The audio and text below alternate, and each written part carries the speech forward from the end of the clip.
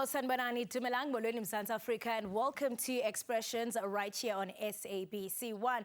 Katika mbukeli, i-27 April, iphawula usuku lwenkululeko eMzantsi Afrika, a celebration of democracy, dignity and hope. Uninzi labantu abatsha ke bazalwe emva ko-1994, the born frees mbukeli. They did not experience apartheid firsthand, kodwa ke ubomi abaphilayo bukhangeleka mbukeli bungenemiphumela. For them, Freedom Day is less about personal memory and more about inherited history. Kubo bajonga magorha zijolijacu nempumelelo yenkululeko. For young South Africans, Freedom Day is no longer just a historical milestone. It is a mirror reflecting both progress and unmet promises. Kulo nyaka ke apho sivota khona, it becomes even more significant. Nalapho ke mbukeli sibona into yokubana bayakhuthazwa whether they will simply inherit democracy or actively shape it. Kodwa ke xa sijonga 30 years later, uninzi labantu balapha eMzantsi Afrika bayazibuza into yokuba ingaba sikhululekile na. uMzantsi Africa remains one of the most unequal societies in the world. Lapho ke apha Expressions awuthetha kanye ngaloo nto. Welcome to the show. Kodwa ke mbukeli masive apha ekhaya into yokubana, what does Freedom Day mean to you? Njengoba sibungaza inyanga yenkululeko, ngokwami ngifisa ukubona abantu abasha kakhulu they move away from our boardrooms, from our meetings, and go to the streets and fight for what belongs to them, and also bebuyisa amandla abo. Wat ek gaan like vir die jong mense is om meer jong mense te sien in die parlement en die ou mense uit. Ukuthi umuntu omusha akazichache yena because le ntambo lezi zimfasile nguye umuntu ongazikhulula kuphela because akekho umuntu ofuna ukusiza yithi emele sibele kusasa lethu and yithi si powerful enough ukwazi ukuthi sidingane. Akekho umuntu owazi ukuthi wena udingani la ukhona ngozaziyo and ngowazi ukuthi la ukhona uzophuma njani because kumele uzilwele. Akekho umuntu okubhekile. Your own freedom. Thank you. Interesting views coming from young people on the ground. Well, joining me on this very important discussion is Zamayikha Peter, who's from Activate Change, rather. Zamayikha, thank you so much for joining us. Yakwamkele Expressions. Thank you so much, Sissy, for having me. It's good to be back. Namhlanje kubhiyozelwa usuku lwenkululeko. Siyaqonda ukubana there are mixed emotions to young people on the ground. Also, bekumele into yokubana luthini kubo? Geez, I think it's quite a difficult question to answer because, I mean, if we reflect on Freedom Day, you know, we are in a time or in an era where there's an intergenerational relationship with the idea of freedom. So there's the people who called for freedom, the people who died for freedom, the people who established it, as well as the people who inherited it, which is the young people that we're having a conversation about today.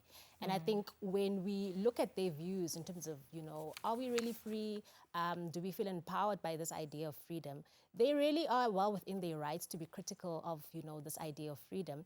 But it's also quite important that there be a balance between what was the historic sacrifice and the relevance of how we got to this day. When you look at young people right now, you know, they have access to, you know, the digital community, they have access to institutions of higher learning, they have access to the world of work because someone called for a change in terms of the regime in our country, and this is how and why we are where we are at. And speaking of empowerment, Zama, looking back at 1994, the youth of 1994, aksafani, yes, political freedom was achieved, but economic freedom is still questionable. I mean, do you think the gains of democracy have been able to fill as gaps on the ground? I mean, to a degree, I think there's been great progress that has been made. And this is not a result of just one, you know, institution, be it, you know, the government or the private sector or civil society. There's been really, you know, commendable efforts that the global community and, you know, South Africans have really contributed to shaping our democracy. Are we where we envisioned to be? You know, I mean, not exactly. A lot of young people are sitting at home. When you look at the need rate, when you look at the unemployment rate in our country, it means that there's a degree of young people who don't feel empowered by this freedom. But I think for me, there's an opportunity to change the perspective and have a different conversation to say, you know, the government alone is not responsible to realizing jobs in this country, and neither is the private sector. But there's something that we need to do to contribute to, you know, the empowerment of young people in their own capacity. And that's what we do at Activate. Yeah. And ndiyafuna sijonge kumba wongalingani because into lebethelelwa kakhulu, especially if sizawujonga kwezemfundo, our healthcare system, yonke into ebandakanya abantu abatsha. And ndiyafuna uqonda into yoba ngaba mhlawumbe xa sijonga umba we-inequality ungathi mhlawumbe usilela phi kakhulu and ekutheni ungenziwa nto after years of democracy. So I think for me, we really need to look at, young kids first. So if you look at studies around literacy rates in our country, a lot of young people who are under the ages of 5 and below can't read or write or, understand literacy. And this really affects their ability to then participate in mainstream, education, and ultimately it also affects and impacts their development. And so when we're looking at a young person who is at a voting age, this is a young person who perhaps grew up in a context where, the idea of literacy and engaging with work was not really prioritized at a primary level. And I think that's the root of what we need to be prioritizing. Are we ensuring that there is, bridging a gap between equity and equality, where we say, how do we, ensure that there's a prioritization of young people and, kids who come from marginalized communities? And how do we prioritize this in ensuring that, they are able to be, competent participants in terms of our economy and growing our country? I think what tends to happen is we look at young people who are supposed to be going to university or young people who are supposed to be starting jobs, and we say, here's the problem. And for me, I think there's a conversation to be had about what did we do at a root level before we got this young person. You're pointing it, to the grassroots. Singayiphi phezulu sijonge into yokubana kwingcambu kwenzeke ntoni. Enye yezinto esidla ngokuyibona kubantu abatsha, especially xa kukhona izinto abangonelisekanga zizo, they take it to the streets. Bayabamba imingcelele, baproteste, batshise, bathini. Yindlela le abaveza ingqombo kurhulumente. And ndingatsho ezi protest, what do they reflect, especially kwi-voices zabo, into abangaba mhlawumbe for them uba kubonakala i-action funeke bade baphume estratweni?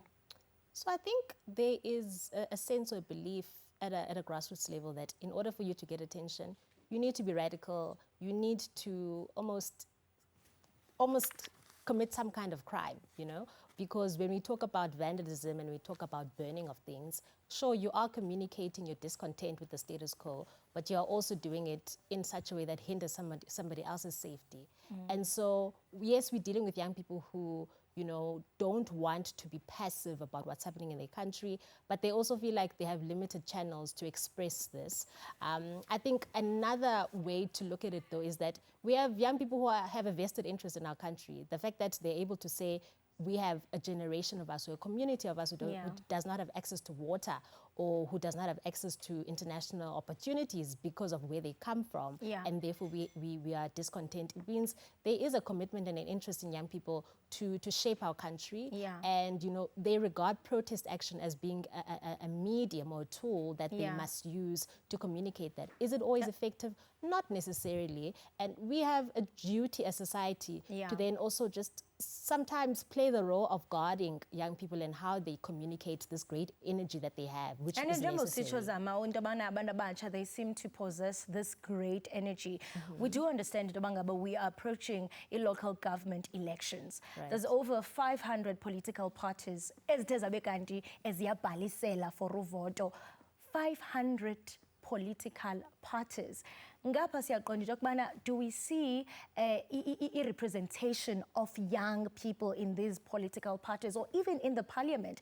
And loo nto isixelela ntoni ngomzantsi Afrika ne-direction umzantsi Afrika aya kuyo? So I think for one, this is a fruit of democracy where there's people from different backgrounds and different belief systems who feel like they have a duty to play in our politics. I think it's a good thing that we have a diversity of offering in terms of political parties. But do they prioritize youth development? So I think I just first wanted to address the idea of, representation, that there's options for everyone, and this is a good thing. However, are young people being prioritized, at a political level? it differs from one party to another. You know, the parties who are most prevalent in our political atmosphere, definitely there can be a sentiment that a lot of them are from a generation that, you know, called for this freedom and not necessarily those who inherited it. And so, I mean, perhaps that's a conversation that we need to have with those political parties. What reforms, what policies do they have in place that are sustainable to ensure that young people are not just called to stand to the fort in paper, but they actually are part of what happens in practice. And I think, you know, for me, the elections are one part of our democracy, but there's also other elements where young people can participate, you know, outside of going to the polls to vote. You know, there's different elements like, you know, civil society participation. And that's what we try and encourage and activate, that yes, voting is a part of your right in terms of you engaging with your democracy, but there's other ways to do it. Yeah. Let's hold it there for now. Siya evenkileni kuseninzi that we need to unpack. Mbukeli, we are still commemorating Freedom Day. Ingaba kuwe ungumntomtsha, what does this day mean to you? Be sure to interact with us on our social media platforms. Kodwa ngoku masithi kwi evenkileni. Don't move a muscle. You are watching Expressions.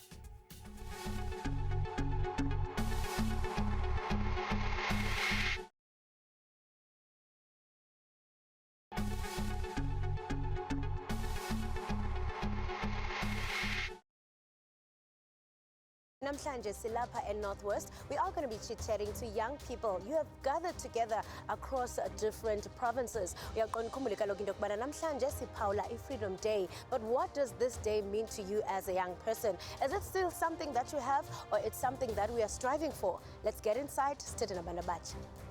Definitely, I mean, as a young person, we are celebrating and commemorating Freedom Day. What does it mean to you? And looking back, 1994, was the fight with it? I show lutho cool regarding my issues as now as abantu abasha and as a country as a whole. We buka nje isinike mhlawumbe ukuthi yes, we are free, but freedom yethu is limited. We are only free ukuthi sihambe siyovota. We are free to move around, but also even moving around there are limitations because of crime, because of violence. What are the key issues? Inequality inkulu kakhulu. Wat in onze gemeenskap gebeur, die meeste onregverdighede daar is dat daar die jeugd, meeste dingen wat daar gebeur is, die jeugd is meer betrokken aan draadverslag en aan dwelms en werkskepen. Dat maakt dat die jeugd meer aandacht schenkt aan dwelms. Dus hoekom daar is niks wat aan te doen wordt voor de jeugd. Ons het gezegd dat ons die freedom heeft, maar ons heeft het niet als jeugd. So ik voel dat daar meer werkswinkels geskepen raakt voor de jeugd, en die jeugd kan wegkomen van die dwelms af. Yeah. With over 40% of unemployment in the country, do you feel economically free as a young person? Not really, because like unemployment is playing a major role in my community. I come from Mpumalanga, so a lot of us are fighting the scourge of unemployment, and we are trying as young people to, you know, basically still drive change in our community. Like for example, I'm part of the Young Creatives program in ensuring that I introduce community to the arts. At the same time, the youth that we are training, for example, now we're doing school tours, introducing a theatre around schools, but we are training the youth that is unemployed, and that's a major factor. I mean, as a young person, where do you feel is the disconnect? Because policies, zibhaliwe phansi, but they seem like they are not in favor, you know, for you as a young person. Do you perhaps think we are under a silent oppression, although kuthiwa sifree? I believe we do. Checking from the fact that the people which are leading us are seniors, very senior. Young people are few in the space. It means they are unable to express themselves. Checking our parliament, I think we have few young people who are part of the parliament who can able to make decisions for us. Yes, we have proper policies, but I feel they are not every policy which we have in South Africa contribute better to young people. We have over 508 political parties that have registered for local government elections. Is there hope? When we look at parliament, we're looking at people that are senior citizens. So let's go back to hope. I think there is hope, right? Especially because of spaces that we are in. I mean, youth activists, we do advocacy work, and as long as we are here and we're putting pressure, there is hope. Now, I don't think there's a lot of representation when it comes to young people in parliament. I don't even think parliament has things that are put into action to actually support the transition from young people not being in parliament to being in parliament. Right? Now, because they're not doing that work right now, we're gonna do it for them. We're actually coming for parliament. Yeah. What should we be doing as young people? Because another thing that was raised by our senior leaders is that singabantu abatsha, we are lazy. Is that an insult? Yeah, it definitely is an insult. I mean, young people are not liabilities in this country, we are assets. And the only way, well, there's a saying that I like, it says that if a child is not embraced in the village, they will burn it down to feel its warmth. Yeah. And I think that's the sort of atmosphere we're facing here in South Africa. What is our blueprint going forward as the young people of South Africa?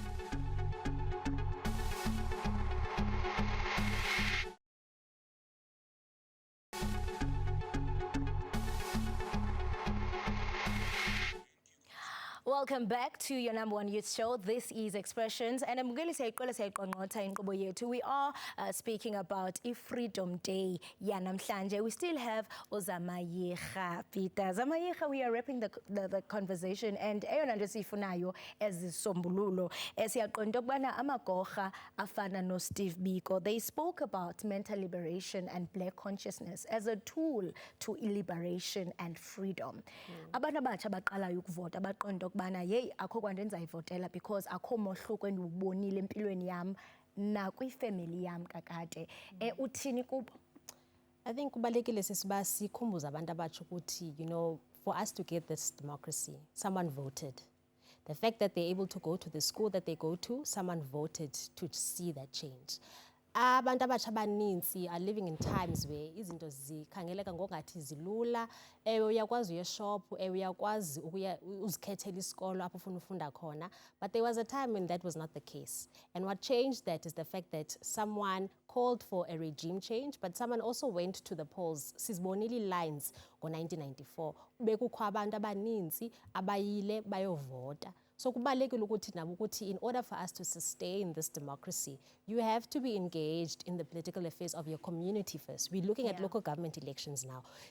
Kulapho sizokwazi ukuthi sivotele i-local councillors. Abantu abazothi babize i-IDP meetings. Apho kufuneke size thina singabantu abatsha sichaze ukuthi sifuna ntoni kwi-budget yethu. Yintoni eyenzekayo kwistrato sethu, yintoni eyenzekayo ezikoleni zethu. Before we talk about, you know, national conversations in terms of the ministers, what's happening at a local government, you know, setting, and what is my responsibility as a young person? Unless you are part of those conversations, whether you are voting or not, you are going to be affected by the governance. Okay, this is our unemployment rate in the country. There is no capital. So how do we build these tables? So there's different ways to you know, build capital, and it's not us just looking at the private sector and the government, because once we look at the government or the private sector, we really are vulnerable as young people, because look at the times we are living in. We're living in the times of coalitions. The priorities of a coalition government are different to a single party and what they may want to prioritize. If we look at the private sector, I mean, we are living in a high conflict time, in a high war zone time where, you know, the markets are being affected by what's happening in Iran, right? And so we can't say what will come as a solution is more, you know, opportunities coming from the private sector or the government simply giving us jobs.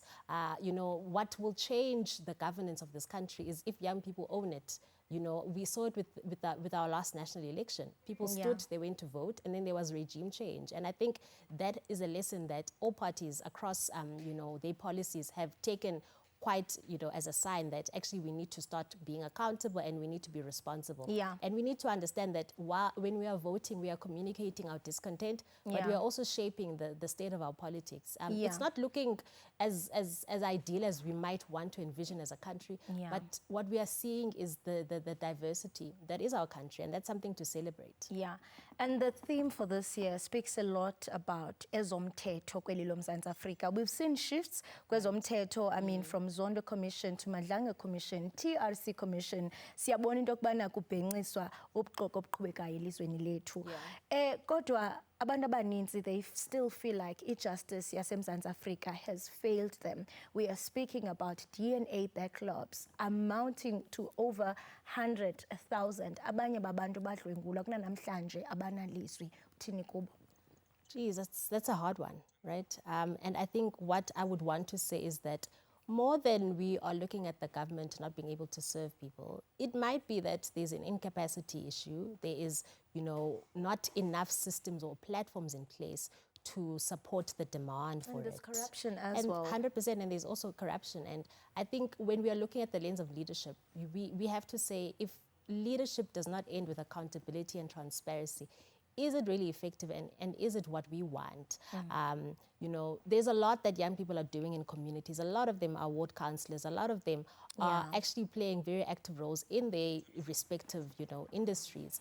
And this is what we need to elevate. Over and above us looking at what's not working, let's look at the case studies of what's working locally. And we really will be surprised and inspired as a country and as a community. Zama, thank you so much for joining us and sharing your insights. Happy Freedom Day. Right, Mbukeli siqala siqonqotha ngolo hlobo namhlanje sikushiya ke naye umoyeni with the song titled Nkalakatha Yam. Good night.